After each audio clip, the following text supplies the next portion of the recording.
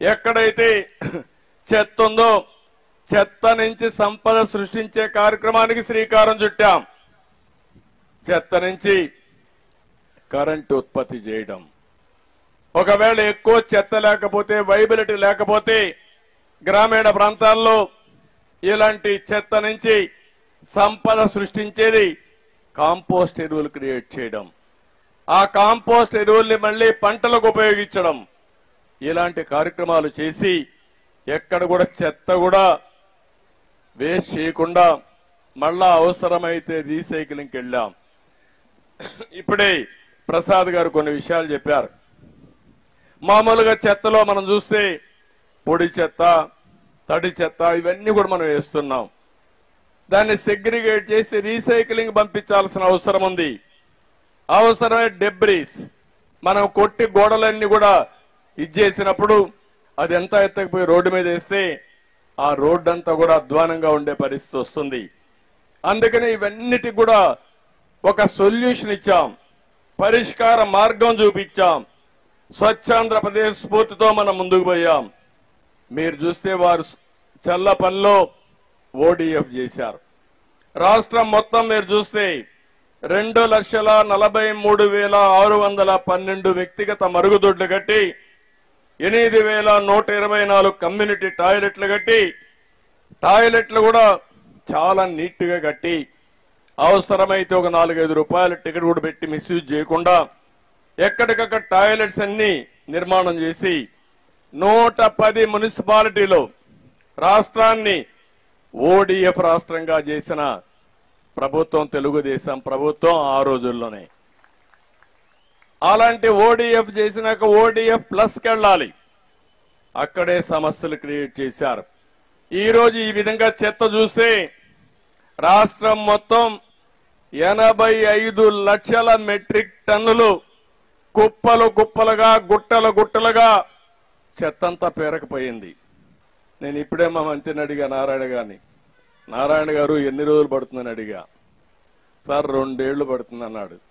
2 ఏళ్లు పడితే మనం పనిచేసినట్టు కాదు. 365 రోజుల్లో మొత్తం చెత్తంతా క్లీన్ చేసే బాధ్యత మీకు అప్పచెప్తున్నానని నారాయణ గారికి ఇప్పుడే ఆదేశాలు ఇచ్చాను. అంటే గడిచిన ప్రభుత్వం పేర్చిన చెత్త ప్రభుత్వం 85 లక్షల మెట్రిక్ టన్నులు ఇంకా మిగిలింది. మీకు కోపం రాలా? ఇంకా వాళ్ళు సిగ్గు లేకుండా రోడ్డు మీద మాట్లాడుతూ ఉంటారు. అందుకే ఆ రోజు చెప్పా, ఎన్నికల కంటే ముందు చెత్త ప్రభుత్వం అని. చెత్త మీద పన్నేశారు కానీ చెత్త మాత్రం తొలగించలేదు. ఇంకా ఒక మాట చెప్పాలంటే ఎంత చెత్త ప్రభుత్వం అంటే చెత్త తొలగించకుండా చెత్త మీద పన్నేసి కావాలని ఆ చెత్త తీసుకొచ్చి మన షాపుల ముందు వేసే పరిస్థితికి వచ్చారు. అందుకే నేను ఒక మాట చెప్పాను, చెత్త మీద ప్రభుత్వం వేయడం కరెక్ట్ కాదు. అందుకే ఈ రోజు అనౌన్స్ చేస్తున్నా, ఎక్కడ కూడా చెత్త మీద పన్నేయడానికి వీలు లేదు, రద్దు చేస్తున్నాం. ఈ రోజు నుంచి ఎక్కడ కలెక్ట్ చేయొద్దని మా మంత్రులకు వాళ్ళకి ఆదేశాలు ఇస్తున్నాను. నెక్స్ట్ కేబినెట్ లో పెట్టి అది కూడా ఆర్డర్స్ కూడా ఇష్యూ చేస్తాం. ఎక్కడ ఇది కలెక్ట్ చేయమని చెప్పి కూడా నేను మీకు తెలియజేస్తున్నా. గ్రామీణ ప్రాంతాల్లో 41,50,000 మరుగుదొడ్లు కట్టాం. 2018లో ఓడిఎఫ్ గా రాష్ట్రాన్ని ప్రకటించాం. వేస్ట్ కాంపోస్ట్ ప్లాంట్లు గాని, బయో కంప్రెస్డ్ నేచురల్ గ్యాస్ ప్లాంట్లు గాని, వేస్ట్ ఎనర్జీ ప్లాంట్స్ కూడా పెట్టి పెద్ద ఎత్తున ముందుకు పోయాం. గ్రామ పంచాయతీల్లో 9,838 సాలిడ్ వేస్ట్ ప్రాసెసింగ్ సెంటర్లు ఏర్పాటు చేస్తే నాకైతే ఎంత కోపం వస్తుందంటే వైఎస్ఆర్ కాంగ్రెస్ పార్టీ చెత్తంతా తీసిపోవడం అనేసి ఆ షెడ్లకి సొంత కలర్లు వేసుకున్నారు. నేను ఆ రోజు చెప్పా, ఆ కలర్లు వేసుకునింది ఇటుకేసారు కానీ మీ ముఖానికి వేయాలి, ముఖానికి వేసి ఊరంతా తిప్పితే మీకు బుద్ధి వస్తుందని ఆ రోజు చెప్పా. కనీసం ఆ షెడ్లన్నీ ఆపేశారు. ఒక ఉదాత్తమైన పర్పస్ కోసం పెట్టాం.